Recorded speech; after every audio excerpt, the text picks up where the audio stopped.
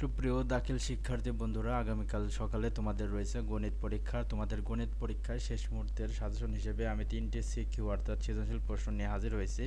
যে 3টা সিকিউ পড়লে অবশ্যই তোমাদের 2টা সৃজনশীল কমন থাকবে এবং 2টা সৃজনশীল তুমি 20-এ 20 পাবা ইনশাল্লাহ। আর তোমার গণিতে যেহেতু তোমরা যারা ফেল করতেছো তারাই কিন্তু শেষ মুহূর্তে সাজেশন খুঁজতেছো, আর যারা ভালো রেজাল্ট করবে A+ পাবা তারা কিন্তু প্রস্তুতি অনেকের শেষ। তো শেষ মুহূর্তে যারা পাশের জন্য বসে আছো সাজেশনের অপেক্ষায়, তাদের জন্যই আজকের এই সাজেশনটি। এই আবার যারা প্লাস পায় তাদের তো কভার হয়ে গেছে অলরেডি, তাদের না দেখলেও চলবে। তো যারা ফেল করার সম্ভাবনা রয়েছে অথবা গণিতে দুর্বল, চলো আমরা তোমাদের জন্য শেষ মুহূর্তে যে সাজেশনটি রেডি করেছি সেটি দেখে নেই। তো দেখো, তোমাদের অধ্যায় 17 থেকে 2টা সৃজনশীল প্রশ্ন থাকবে, যেখানে তুমি 2টা সৃজনশীলেরই উত্তর দিতে পারবা, যেখানে তোমাকে 20 নম্বর পাওয়ার সম্ভাবনা রয়েছে 20-এ 20। তো তোমাদের যে 17 অধ্যায় সৃজনশীল এবং সংক্ষিপ্ত প্রশ্নের ফাইনাল সাজেশন 2026 কি, চলো দেখে নেই। তো দেখো, 1 নম্বর সৃজনশীল আমি তোমাদের জন্য দিয়ে রাখছি। যে কোনো বিদ্যালয়ে দশম শ্রেণীর 70 জন শিক্ষার্থীর বিজ্ঞান বিষয়ে প্রাপ্ত নম্বর। এখানে যে কোনো বিষয়, বাংলা থাকলে সমস্যা না, তোমাদের শুধু খেয়াল রাখা লাগবে শ্রেণী ব্যাপ্তি 41 থেকে 45, 46 থেকে 50, এমন মানে এখানে 41 থেকে 45 মানে 5 ব্যবধান দেওয়া রয়েছে, বা 41 থেকে 50 এমন 10 বা 5 ব্যবধানের একটা ছক দেওয়া থাকবে এবং নিচে দেওয়া থাকবে গণসংখ্যা। এই ধরনের ছক থেকে একটি প্রশ্ন অবশ্যই আসবে।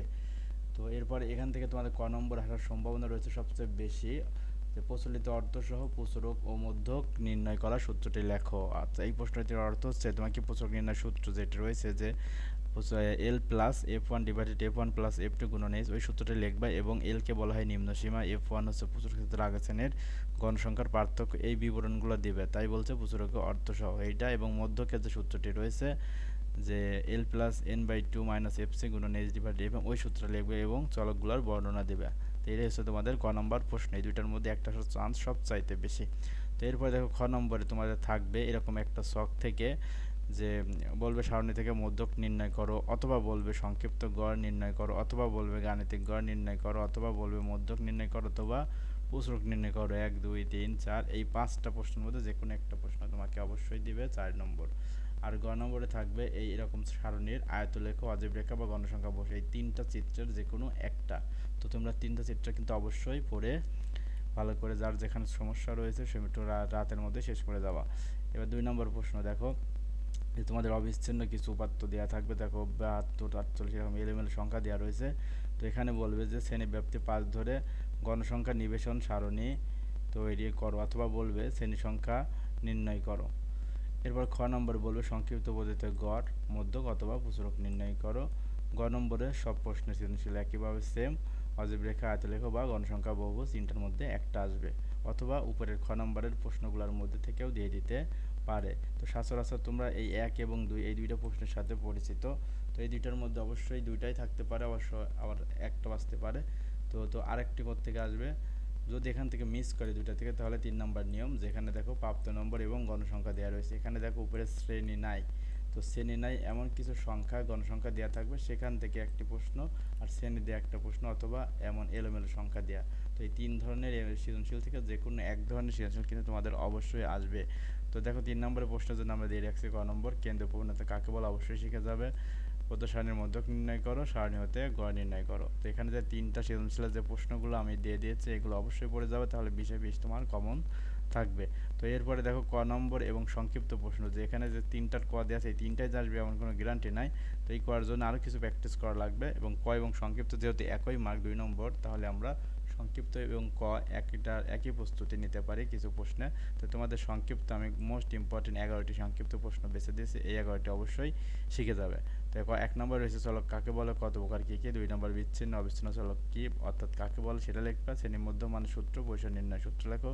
কেন্দ্রীয় প্রবণতা কাকে বলে, এর পরিমাপ কী কী।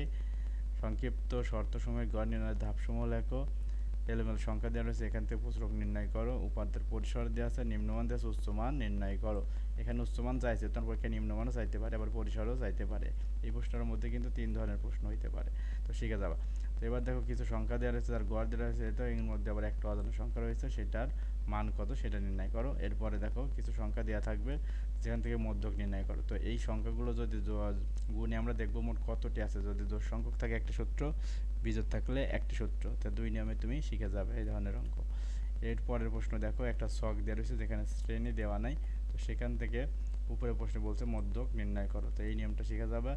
এরপরে এলোমেলো সংখ্যা রয়েছে যেখানে বলছে শ্রেণীব্যাপ্তি 10 ধরে শ্রেণী সংখ্যা নির্ণয় করো। এখন শ্রেণীব্যাপ্তি 10 বা 5 যে কোনো একটা দিতে পারে, যদি না দেওয়া থাকে তোমার ইচ্ছা মতো ধরে নেবা। তো শিক্ষার্থী বন্ধুরা, এই ছিল তোমাদের 17 অধ্যায়ের শেষ মুহূর্তের ফাইনাল সাজেশন, এগুলো অবশ্যই শেষ করে যাবা। তো যারা গণিতে দুর্বল, যাদের প্রস্তুতি এখনও শেষ হয় নাই, তাদের জন্য কিন্তু এই সাজেশনটি। তো এই সাজেশনটি যদি ফলো করো তুমি, এখানে তোমাদের সৃজনশীল 2টা কমন থাকবে 20 নম্বর, এবং সংক্ষিপ্ত প্রশ্ন 2টা অথবা 3টা, তো সর্বনিম্ন 2টা প্রশ্ন কিন্তু আসবেই, অর্থাৎ 24 নম্বর তোমার এই অধ্যায় থেকেই কাভার হয়ে যাবে। তো 24-এর মধ্যে তুমি যদি 18 নম্বরও পাও, তো তোমার পাস কিন্তু অনেকটাই এগিয়ে যাবে। এবং বাকি 5 অধ্যায় তুমি সারা বছর পড়াশোনা করছো, অন্যান্য যে কোনো অধ্যায় থেকে 1টা বা 2টা প্রশ্ন যদি তুমি করতে পারো, তাহলে কিন্তু তোমার পাস নিশ্চিত। তো এই সাজেশনটির পিডিএফটি আমরা ভিডিওর পিন কমেন্টে দিয়ে রাখবো, অথবা আমাদের হোয়াটসঅ্যাপ গ্রুপে যারা যুক্ত হয়েছে বা হবে তাদের সেখানেও কিন্তু দিয়ে রাখবো। তো ধন্যবাদ সকলকে।